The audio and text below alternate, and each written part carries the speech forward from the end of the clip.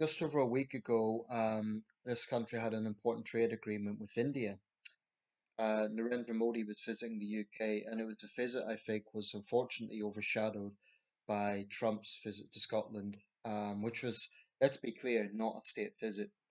That got a lot of attention, but really, arguably, this was a bigger thing for the UK. A big trade agreement was signed between London and New Delhi, and I think it's worth a little bit of commentary. And broadly speaking, I welcome it. India is a major power. It's the world's fifth biggest economy. It's a major Asian power. Um, it sort of provides a balance for Chinese power in Asia. So I think that broadly speaking, it's something that I welcome. Um, I'm just going to read out the report from the Times, and then give a little bit of commentary of my own. The Times is leading, actually, this is July the 25th, on a picture there of Narendra Modi and the King at at Sandringham.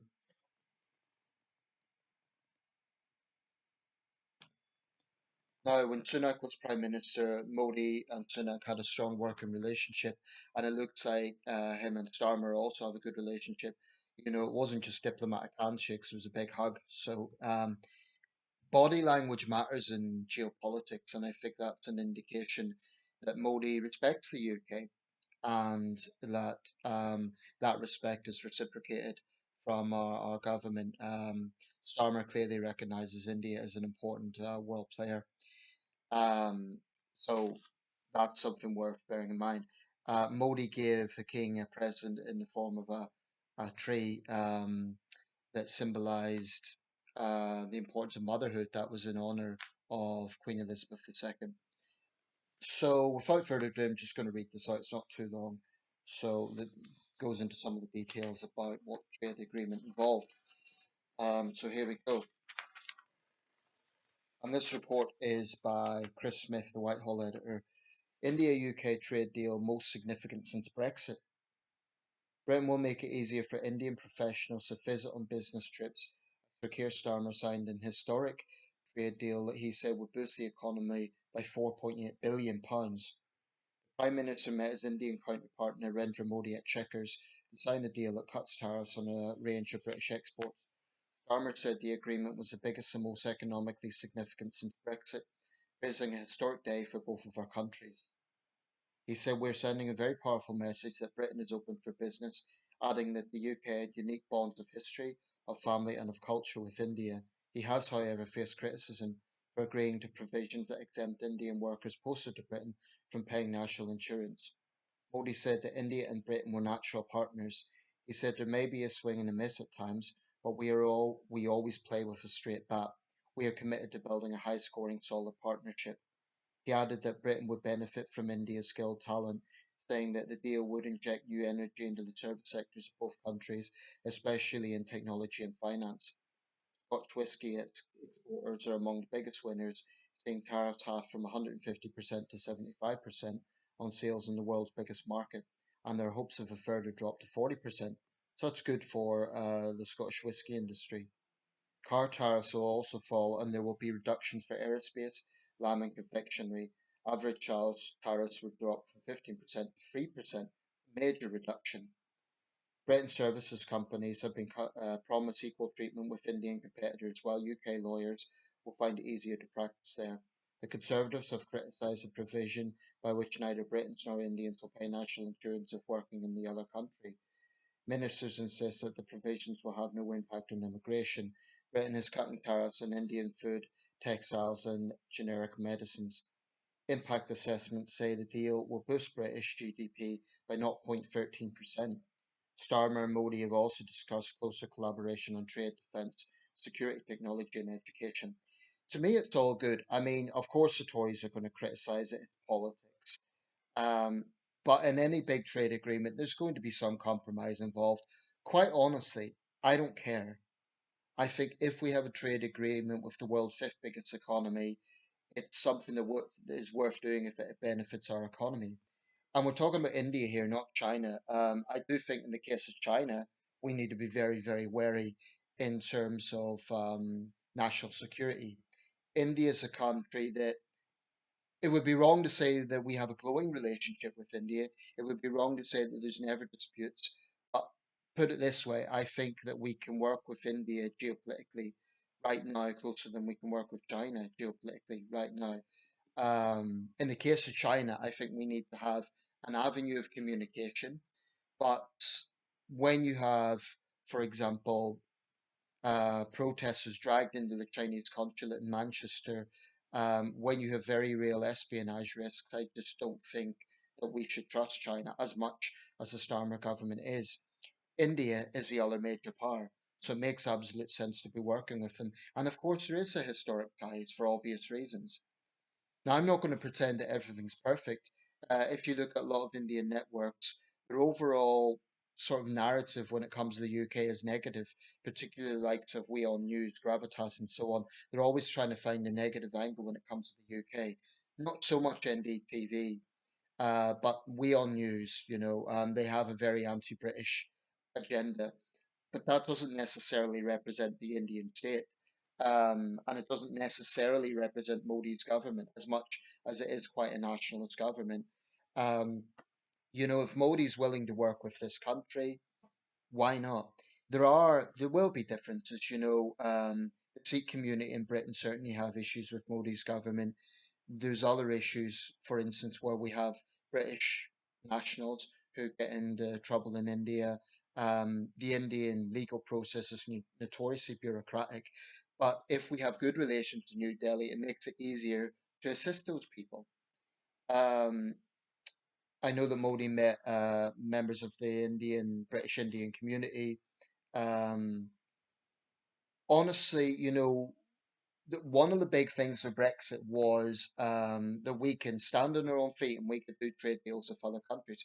That's why I do not understand why Brexiteers are always throwing cold water when there is a big trade agreement. I mean, what do they want? They say we'll stand on our own feet and we'll have big trade agreements, and then when these big trade agreements come, oh well, Starmer selling the country again. People forget that one of the things about being Prime Minister of the United Kingdom is working with other countries. That is literally part of Keir Starmer's job requirement. And under this government, there's been big trade agreements with Germany recently, the biggest since 1945, with India, arguably the biggest since Brexit, and recently with Australia. David Lammy was in Canberra. Um, we have to work with countries around the world, particularly big economies like India. I mean, I don't know how this thing about the Tories, trying to find glitches in it on the issue of national insurance. Quite honestly, I don't care. Because with India, we're talking about young professionals. We're not talking about people who would be hostile to this country. And Indians often, many of our doctors are Indian. Um, I totally agree there has to be vetting for everyone that comes into the country. But honestly, this is not something I consider a major national threat if Indians aren't paying national insurance. And, it works both ways. Britons won't have to when they're in India either. So honestly, I think that's nitpicking. I don't care. I don't think it's a major issue. Um, so overall, I welcome it. I'm not going to say that British-Indian relations are perfect. There will be times Indian nationals, for example, bring up the wrongs of empire, and occasionally that's a sore point. I also think in the UK, we maybe overestimate how much Indians actually think about that. I think most young Indians care more about lunar missions and the rising Indian economy than they do about wrongs of the empire. Although certainly they would think about it. I mean, I just think my impression is I've never been to India. I hope I could go someday. But my impression is that we in Britain may have this perception that we go to India and Indians are kind of bitter and resentful about empire. There is historic wounds there, but it's getting further back in time now. I don't think that's necessarily the case. I mean, I saw an interesting thing that show Race Around the World.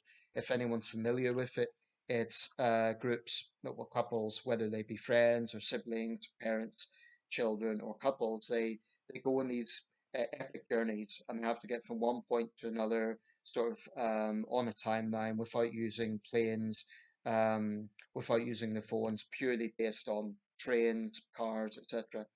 But the last series I watched with my mum was from the Great Wall of China to the southern tip of India. Now, when they were in India, two of the competitors, who were two older brothers, guys in their 60s, a young Indian guy was helping them out with the directions. And he mentioned the British Empire, but he wasn't necessarily mentioning it in a negative way. He was saying, you British built the railways here. True. And the brothers were immediately kind of, typical Britons, oh, well, we're sorry. And they were immediately kind of in an apologetic thing. But the young guy wasn't even criticizing. He was actually saying it was a compliment. He was saying, the British built the railways here. And of course, the legacy of empire, we give cricket to India. Indians love cricket. There is shared heritage between our countries. I respect India. I think it's a great nation. And I really, really hope one day that I can go there. I do have a dream of a sort of epic trip around India, all the great cities, but also rural India, the real India, so to speak. Um, Maybe one day. But, broadly speaking, I welcome this. There will be disagreements. As Modi said, using that cricket analogy, we always play straight. There is sometimes hits and misses, but honestly, I think this should have got more media focus, actually. All the attention was on Trump and his golf course. Yeah, it's going to be newsworthy, but a big trade agreement with the world's fifth biggest economy, I think that should have got more media attention. Like I say, Modi gave this gift to the king in the form of a tree that's representative, I understand, of motherhood.